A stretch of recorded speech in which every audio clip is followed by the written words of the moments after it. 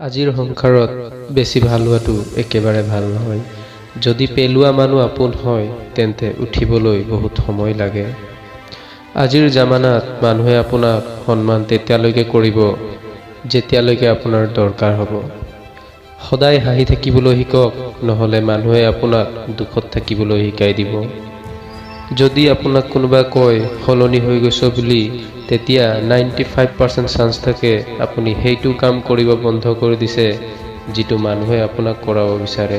তাৰ বাহিৰে আপুনি বেলেগ একো সলনি হোৱা নাই।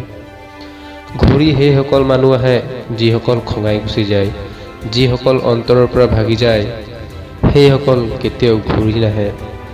আপুনি নামৰ সম্বন্ধত থকাতকে বহুত গুণেই ভাল অকলে থকাই শিকি লওক। মৰম আৰু হিংসা ক'বলৈ গ'লে দুটা সাধাৰণ শব্দ, কিন্তু এই দুটা শব্দই মানুহক ভগৱানো বনাই দিয়ে আৰু চৈতানো বনাই দিয়ে। সময় কোৱা মানুহ বহুত পোৱা যায়, কিন্তু সময়ত কাম অহা মানুহ বহুত কম পোৱা যায়। জীৱনত সমস্যা অহা বহুত দৰকাৰ, কাৰণ তেতিয়াহে গম পোৱা যায় কোন হাত ধৰিব আৰু কোন হাত এৰিব। মই বহুত ধৰণৰ মানুহক লগ পাইছোঁ জীৱনত, সহায় লৈ ধন্যবাদ কোৱা মানুহ আৰু সহায় লৈ বুৰ্বক কোৱা মানুহ।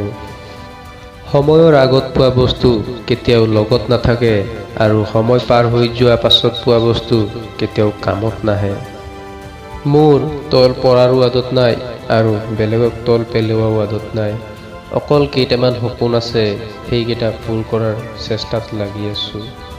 ভিডিঅ'টো ভাল লাগিলে লাইক শ্বেয়াৰ কৰি দিব, আৰু চেনেলটোত প্ৰথমবাৰ আহিছে যদি ছাবস্ক্ৰাইব কৰি দিব। আকৌ লগ পাম নতুন এটা ভিডিঅ'ত। জয় আই অসম।